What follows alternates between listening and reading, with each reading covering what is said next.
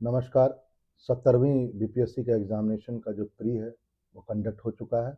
उम्मीद है आप लोगों का पेपर बहुत बढ़िया गया होगा। अब प्रश्न उठता है कि सर इसका कट ऑफ क्या हो? देखिए, हम लोग एक इमेजिन कर सकते हैं, एक अनुमान लगा सकते हैं, एस्टिमेट कर सकते हैं कि आखिर इसका कट ऑफ क्या जाना चाहिए। यदि हम लोग बात करें पिछले बार की बात, तो देखिए पिछले बार में यहाँ पर आप देख रहे होंगे कट ऑफ जो है, जनरल का पिछले बार का कट ऑफ 91.67 गया था।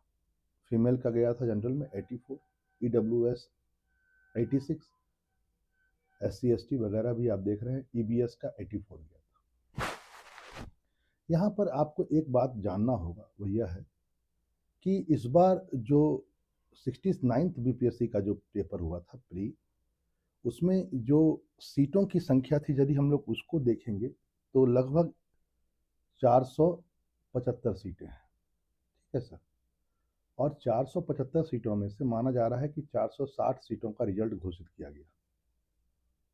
ये तो अलग बात हो गया, लेकिन हम लोग पहले 475, तो 475 में यदि मैं जनरल की बात करूँ, अभी मैं जनरल लेकर के चलता हूँ, उसके बाद हम लोग इसको मैनेज कर लेंगे, ठीक है, ऊपर नीचे।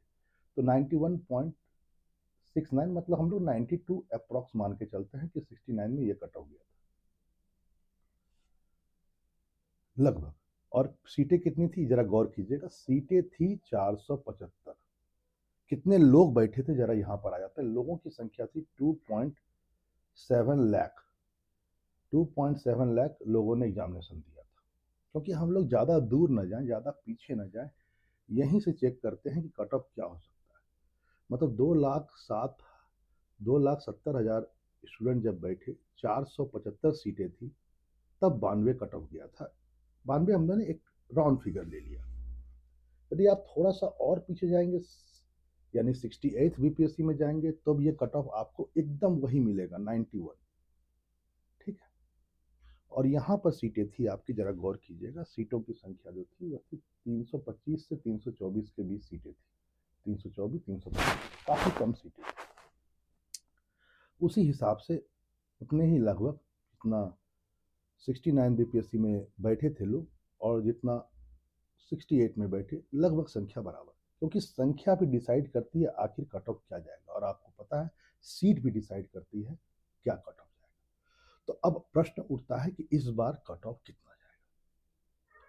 यहाँ पर एक बात आप जरूर जानें, वो यह है कि यहाँ पर आने से पहले जब आप क्वेश्चन का स्तर देखते हैं इस बार, तो आपको दिखता है कुछ बातें, आप इसको जरा देख सकते हैं।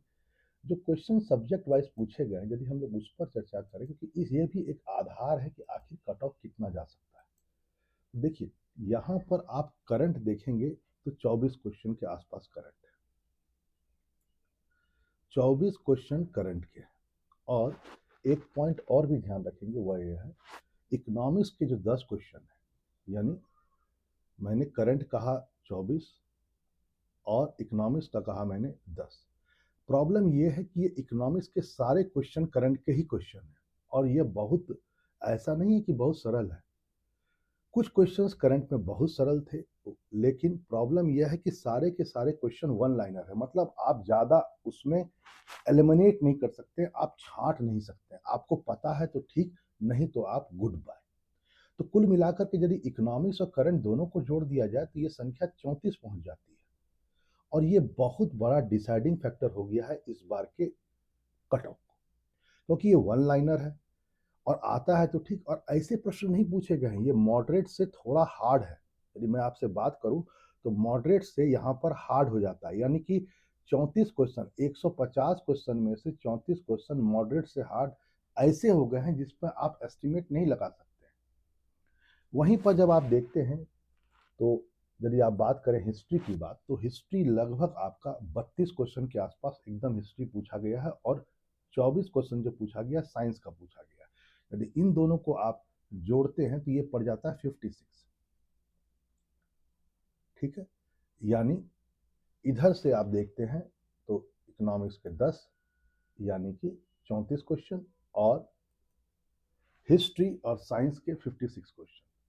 हिस्ट्री और साइंस, जहाँ पर करंट अफेयर थोड़ा टफ है, वहाँ पर आप साइंस और हिस्ट्री देखते हैं तो ये मॉडरेट से थोड़ा कम है। हाँ, हिस्ट्री के कुछ क्वेश्चंस देख लिए जाए, 32 में से हम मान लेते हैं 5 क्वेश्चन ऐसे होंगे जो मॉडरेट और टफ है।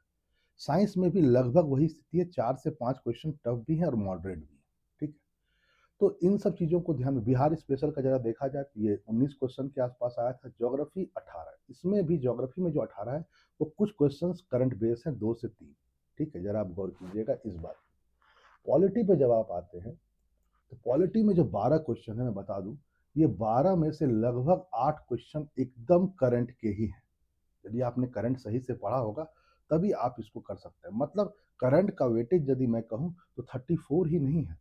करंट का वेटेज यदि मैं पॉलिटी का 8 क्वेश्चन को ऐड कर दूं और यदि मैं हम ज्योग्राफी के, यहाँ पर जो ज्योग्राफी आप देख रहे हैं, ज्योग्राफी के भी कुछ क्वेश्चंस को यदि हम लोग ऐड कर दें तो ये क्वेश्चन शायद 2 या 3 क्वेश्चन हम मान लेते हैं, ये भी करंट में ही जाएगा।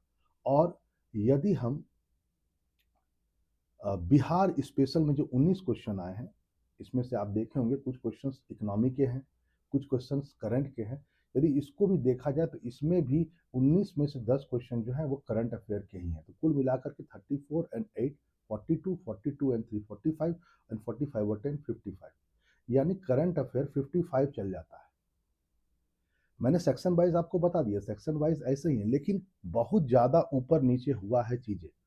तो जब हम इन सब सारी चीज़ों को जब हम लोग एनालिसिस करते हैं तो हम लोग को ये बात पता चलता है कि क्वेश्चन जो था, ये बिल्कुल क्वेश्चन पेपर, यदि मैं आपको 69th बीपीएससी की बात करूं, जहां पर मैंने कहा कट ऑफ 92 के आसपास गया है, उस हिसाब से देखा जाए तो पेपर इस बार का उस कंपेयर में देखा जाए तो सरल है। मैं सिंपल भाषा में कहूं तो उससे सरल है।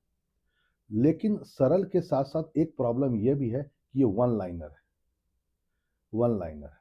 पिछली बार वन लाइनर पेपर नहीं था। पिछली बार जो पेपर बना था वो बिल्कुल आईएएस लेवल का पेपर था, तब जाकर के 91 कट ऑफ गया था।